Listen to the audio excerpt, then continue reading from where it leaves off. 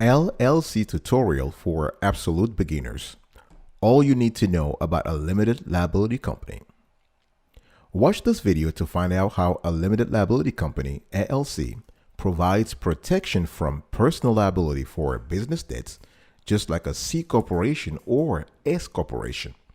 Establishing an LLC is more complex than forming a sole proprietorship or a partnership, but running it is considerably easier than running a corporation.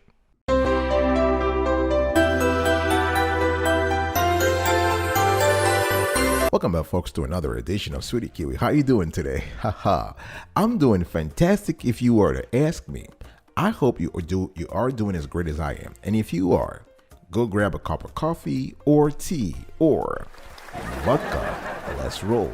Today, I want to talk to you about one of my favorite subjects, which is LLCs, limited liability companies. What does LLC stands for, really? I mean, we know LLC stands for a limited liability company.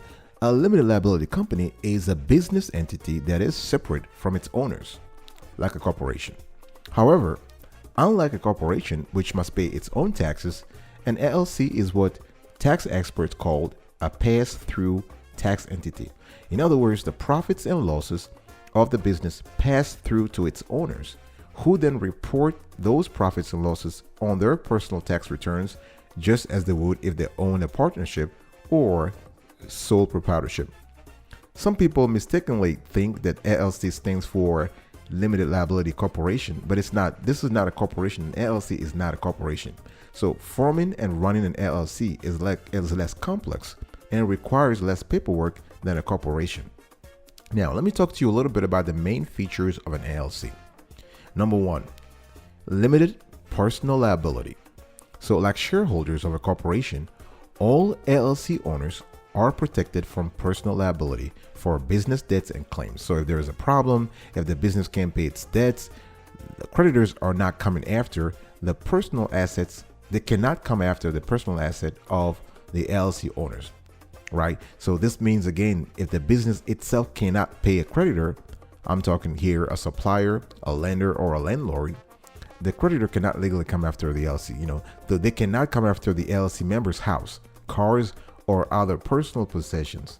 Because only LLC assets are used to pay off business debts, LLC owners stand to lose only the money they have invested in the LLC in the first place, right? This is why legal experts talk about limited liability.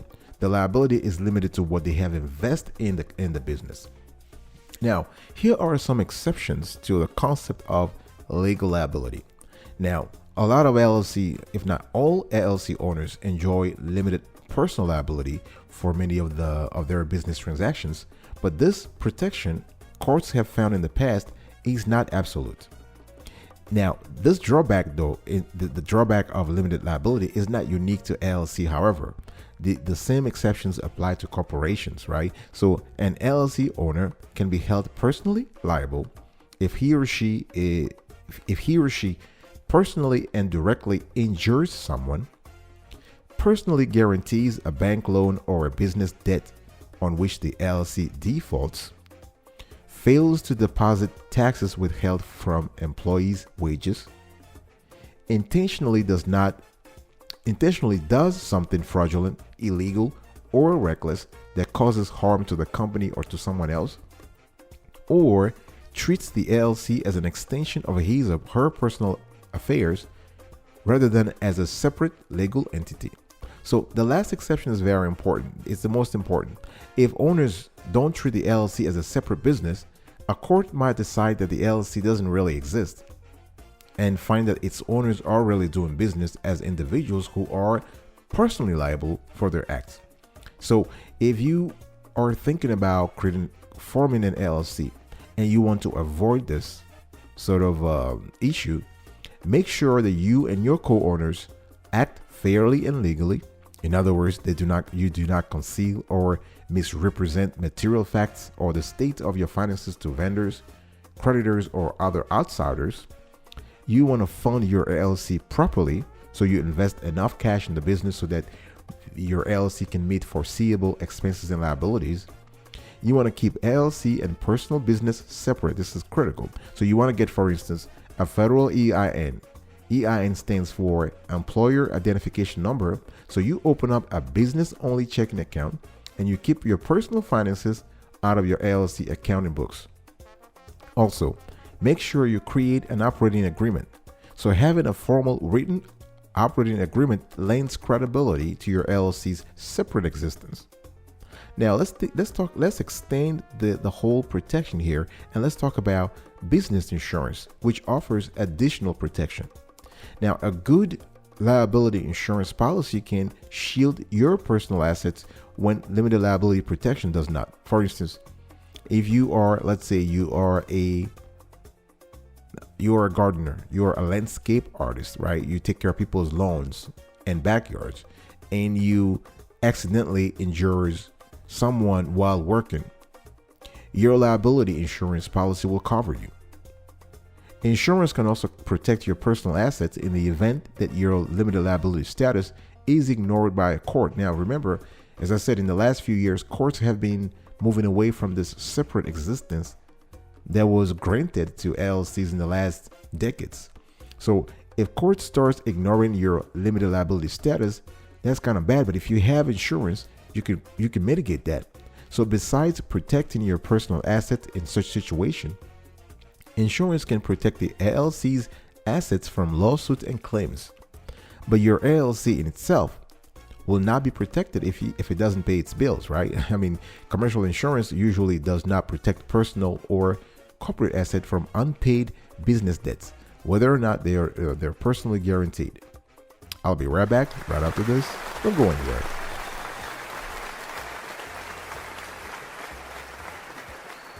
Welcome back, folks, to another edition of Sweetie Q. We're having a conversation here around LLC, and this is the LLC tutorial for absolute beginners. All you need to know about a limited liability company. Now, if you love this kind of content, please comment below. Give us a kudo, give us a thumbs up. We really appreciate that. Like this content, of course, subscribe, and turn on the notification bell so you are aware of what's happening in the awesome Sweetie Kiwi show. All right, and also share. Now, what are the benefits of an LLC?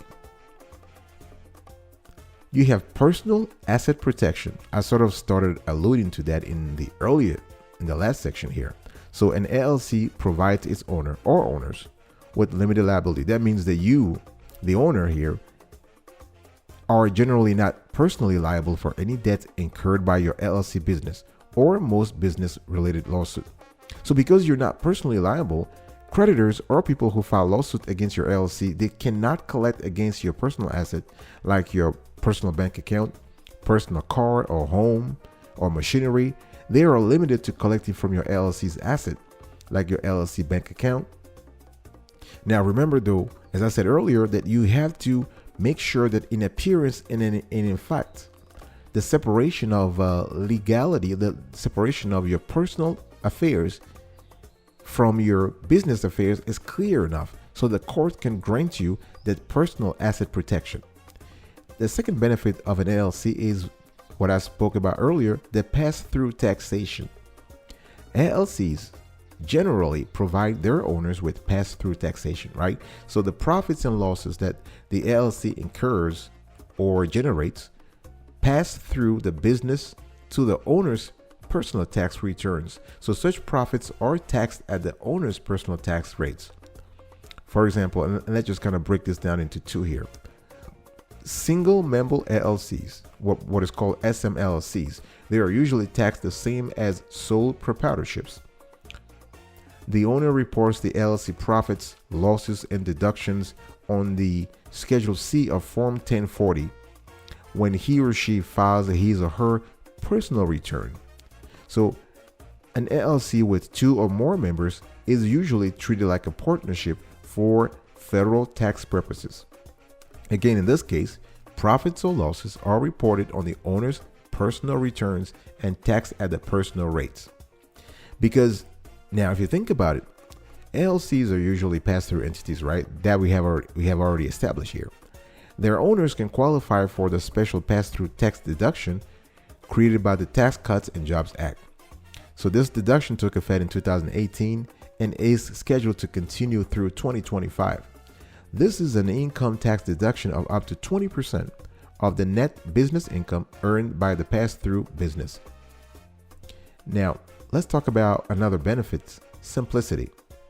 An LLC is by far the simplest business entity to form and operate. Unlike with a corporation, it's really not necessary to have officers and directors, board or shareholder meetings, or other administrative burdens that come with having a corporation, whether it is a C Corp or an S Corp. Besides some simplicity, you also have flexibility, because an LLC will give enormous flexibility when it comes to ownership, management, and taxation. The great thing here is that if you go through the paperwork, you will see that in the IRC, in the Internal Revenue Code, there are no minimum or maximum limits on the number of owners that an LLC can have. Now, LLC members are also called owners sometimes, so those two words are interchangeable. Many LLCs have only one member, but an LLC can have 5 or 10 or hundreds or thousands of members. Now, LLCs can be managed by their members. That is, all the owners share responsibility for the day-to-day running of the business. They also have the option of, the LLCs have the option of designating one or more managers to run the business, right? So the managers can be designated, they can be designated members, non-members, or a combination of both. LLCs can also choose how they want to be taxed, right? So they are usually taxed as sole proprietorships or partnerships, but SM LLCs and multi-member LLCs have the option of choosing to be taxed like a corporation, which is great. This is easily accomplished by they need to file a document called an election with the IRS. So an LLC can choose, for instance, to be taxed as an S Corp, S Corporation, or a C Corporation. Now, either way, it is important to understand that with C Corporation, the corporation pays taxes on the business profits at the corporate tax rate. The C Corporation rate is around 21%, much lower than most individual rates. With S Corporation treatments, the LLC remains a pass-through entity, with profits passed through the business to the owners to be taxed at their individual tax rate. But such distribution, unfortunately or fortunately, depends on your situation here, are not subject to Social Security and Medicare taxes. Therefore, S Corporation tax treatment can result in tax savings. The last benefit I want to talk about here when it comes to forming an LLC is credibility. So if you form an LLC and you run it and you own it, your business helps give you credibility, right? Because it reassures customers that yours is a real business. You also have an official business name to use, as opposed to having a sole proprietorship where it's your name on the business. People are thinking, okay, is this legit? Is this professional? So an LLC will give you credibility.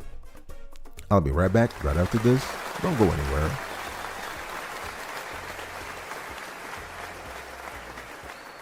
Welcome back, folks, to another edition of Sweetie Keyword. We are still having a conversation around an LLC, and I'm giving you an LLC tutorial for absolute beginners.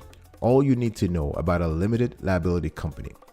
Now, I've spoken before in the last section about the benefits of an LLC. Let's talk now about the disadvantages of an LLC. Now, the first disadvantage here is the cost. It typically costs more to form and operate an LLC than to be a sole proprietor or have a partnership. Depending upon the states where you live in or where you want to conduct business, filing fees must be paid to legally establish the LLC. Although not legally required, it is highly desirable for LLCs to adopt a written LLC operating agreement, which lays out how the LLC will be governed. Once the LLC is formed, annual fees and taxes will have to be paid to the states. This varies from state to state, but can be as high as $850 per year or more for highly profitable LLCs. For example, in California, LLCs are known to be paying a lot of money, sometimes in the region of 800 or 850, right? So depending upon the profitability of the LLC, the state government wants to have a piece of it. There are also some investment disadvantages, because LLC are not really ideal for business owners who seek outside investors. Think about it. This is particularly true if you're looking for funding from venture capitalists who ordinarily will only fund corporations, right? Because corporations work best for outside investment because stock can be issued in exchange for investors' money. Outside investors can invest in LLC and receive LLC ownership interest, but this can be more complicated than with a corporation, right? So the main disadvantages of an LLC are cost and investment, external investments. Now let's talk a little bit about, this will be the end of today's show, forming and ending an LLC. Now, LLC formation here. To create an LLC, the process is pretty straightforward. You file something called articles of organization. In some states, this is called certificate of organization or certificate of formation. So you file this articles of organization with the LLC division of your state government. Now, usually it's the same office that takes care of the corporation's division, and this is part of the Secretary of State's office. The filing fees range from $100 to $850. In every state, you can form an LLC with just one person. Remember that. It's called a single member LLC. Many states will support a blank one-page form for the articles of organization, on which you just need to specify a few basic details about your LLC, such as the name, the address, and contact information for a person involved with the LLC. Now, this person or company, for that matter, is called a registered agent, and this agent will receive legal papers on behalf of the LLC. Now, some states also require you to list the names and addresses of the LLC members. Besides filing the articles of incorporation, you must create a written LLC operating agreement. Now, you don't have to file your operating agreement with the states, but it doesn't mean you can get by without one. So the operating agreement is a crucial document because it sets out the LLC members' rights and responsibilities here, their percentage interest in the business, and their share of the profits. So you're trying to make everything legit from the get-go. All right. Now, ending an LLC. The laws varies from state to state, but overall, unless your operating agreement says otherwise, when one member wants to leave the LLC, the company dissolves. In that case, the members must fulfill any remaining business obligations, pay off all debts, divide any assets and profits among themselves, and then decide whether they want to start a new LLC to continue the business with the remaining members. Your LLC operating agreement can prevent this kind of abrupt ending, right? Which is why I was just saying it is critical to have one. So you want to avoid this kind of abrupt, sudden ending to your business by including buy-sell, also called buyout, provisions that set up guidelines for what will happen when one member retires, dies, becomes disabled, or leaves the LLC to pursue other interests. Okay, so this is it, folks, for today's conversation. I really hope you learned something, and you learned a lot, actually. And today's, just want to quickly give you a recap here. The LLC tutorial for absolute beginners, all you need to know about a limited liability company. I have 4 main sections. What does LLC stand for? The benefits of an LLC, the disadvantages of an LLC, and the guidelines and information around forming and ending an LLC. I will see you next time. But until then, remember, stay marvelous.